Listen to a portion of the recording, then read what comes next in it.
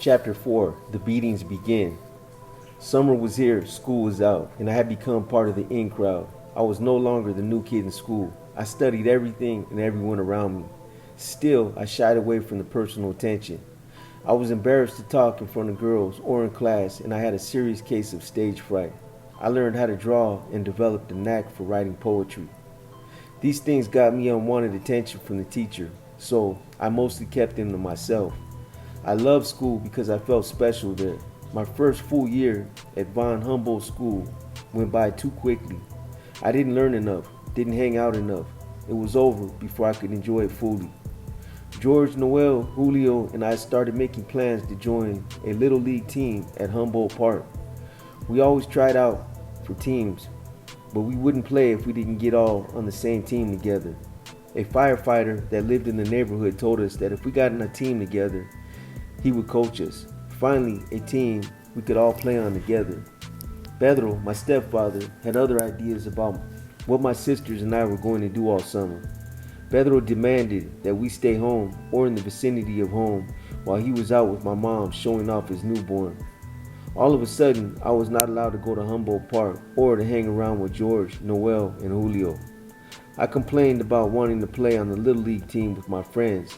Pedro's response was to talk to one of his lottery connections who had a son on a Little League team, and just like that, I was on the team that played in Lincoln Park. I hated being on that team, but stayed on it because of my love for the game. All that summer, I wondered what George, Noel, and Julio were up to. I was not allowed to use the telephone or leave the neighborhood, so I had to wait to see them in school. I was dying to tell the guys about the dorky baseball team I played on. We were going to be 7th graders in the fall, which meant we would go to Von Humboldt Branch, which was a separate building located on California Avenue and Lemoyne Street. Von Humboldt Branch was for 7th and 8th graders only. Our minds were constantly on girls. We were planning to join the Latin Disciples so that we could get to know the nice, touchable girls who hung out with them. I didn't want to drink or smoke. I just wanted to be cool and get girls. Life at home was becoming pure hell. Pedro had lost whatever affection he had for my sisters and me. He became very abusive. I guess he thought that since he now had a child of his own, he didn't have to care for the hand-me-down children anymore. My mom also changed. She became very protective of my sisters. Pedro could not get away with doing anything to them, but it was a different story when it came to me. It seemed like my mom didn't care that Pedro was kicking my ass just because I let out a loud cheer when Billy Williams or Ron Santo of the Cubs hit a home run onto Waveland Avenue. She would just scream, "Shut up, stop crying," and turn off the television. I felt alone. My sisters had my mother, Junior had his father, but I had nobody. I found myself counting the days until school started again so that I could be with my friends. I knew that once school started, I wouldn't be alone anymore. I thought I would have all the friends I needed once I joined the Disciples. There would never be a lack of attention for me. Everything was going to be so great once school started. I was so wrong. The city was building a new high school for the Puerto Rican community. That was the reason why the houses were being demolished at the southeast corner of Western Avenue and Potomac Street when we first moved into the neighborhood. They were being cleared to make room for what would be the school's new playing field. The school was to be named after a Puerto Rican hero, Roberto Clemente. The new school was built on the corner of Western and Division Street, and the football field stretched for 1 block down to Western to Potomac. We lived on Western, a quarter block from Potomac. We could see the school from where we lived, and it was beautiful. The old neighborhood high school was Tully High, which was located on Claremont Street, between Hirsch and Potomac Streets, 1 block north of the new school. While Clemente was being prepared for the first school term, Tully was gearing up to become a grammar school. High school students enrolled at Tully, and the incoming freshman class were the first students at Clemente. About 2 weeks before the start of the school year, my mom received a letter from the Board of Education informing her that I would no longer be attending Von Humboldt School. I would be transferred to the new Tully Educational Complex simply because I lived closer to it. Kids from a school named Shuley would also be attending Tully. Shuley was closed down and demolished to make room for the Clemente parking area. My dreams of going to Von Humboldt branch and reuniting with my friends George, Noel, and Julio after a bad summer just flew out the window.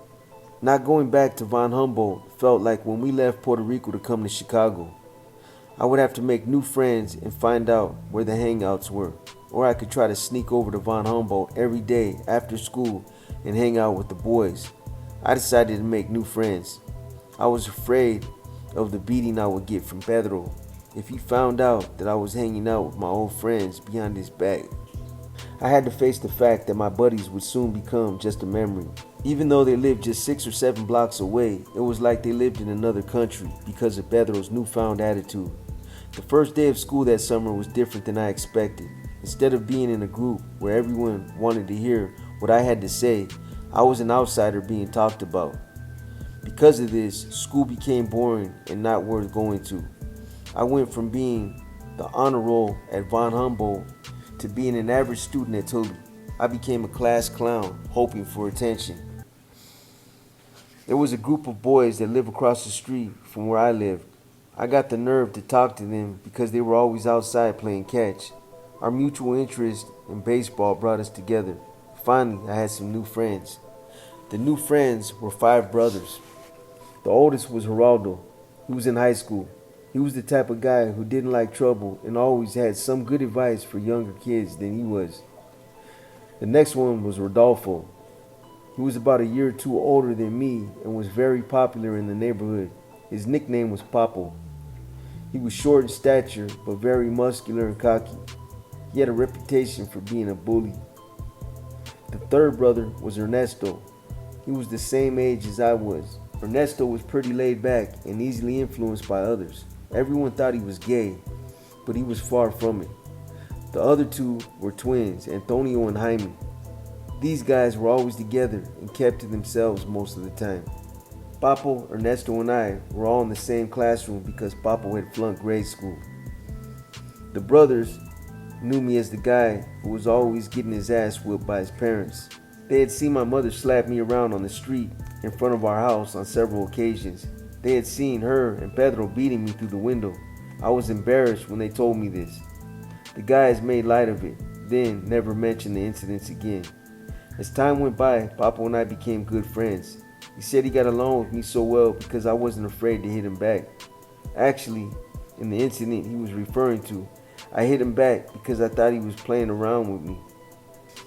Had I known that he was testing me, I probably would have failed. Papo was part of the in crowd, just like Noel's brother Chico, and he invited me to join his group. I said I had to think about it. I had not seen Papo's group hanging out. I wanted to make sure the girls that hung out with them were as attractive and friendly as the ones that hung out by Von Humboldt. I told Papo about the Latin disciples. He knew more about the disciples than I did. He told me their colors were black and blue, and their leader was a guy called Cadillac Joe. I didn't know whether what he said was true or not. I just knew they had some hot chicks hanging out with them.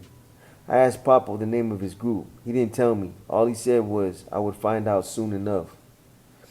My new friends made it easier to avoid Pedro. Because they lived right across the street, I could hang out with them almost all day and then seclude myself in the bedroom at night. I played a kind of tactical game to avoid Pedro. I would rush into the house to eat, watch television, or whatever once I saw him leaving the house. When I heard him coming, I'd hurry back to the back door. Nevertheless, I couldn't avoid him all the time. Sometimes I would get hypnotized watching the Cubs game and I wouldn't notice Pedro come in. He would either try to hit me or he would go around ranting and raving, yelling obscenities about me for no reason. I really never tried to find out why Pedro acted this way toward me. I don't think I would get anything near a sensible answer anyway. I do sometimes wonder if he even has a remote idea of the damage he had to my life. I wonder if he even cares. Winter was back in the air and there was snow all over the place. As a kid, I grew to love Chicago winters. It turned the city into a wonderland. The only bad thing was that I had to stay in the house most of the time, which meant too many confrontations with Pedro. One Friday, I came home from school and asked my mother if I could go out and play football. I explained that even though there was snow on the ground, it was still pretty warm out. She agreed, but said I had to do my homework first. The only homework I had was math. picked up a pencil, sat at the dining room table, and tried to finish my homework as fast as I could. About 5 or 10 minutes into my homework, I heard Pedro come in. He walked over to me, looked over my shoulder, and started screaming in rage about the numbers I was writing. You see, the asshole was uneducated and illiterate. To him, all numbers were illegal lottery numbers. Before I could react, I felt a sharp pain across my back, and then again and again and again. I fell to the floor screaming and crying in pain. I begged my mother to stop him from beating me.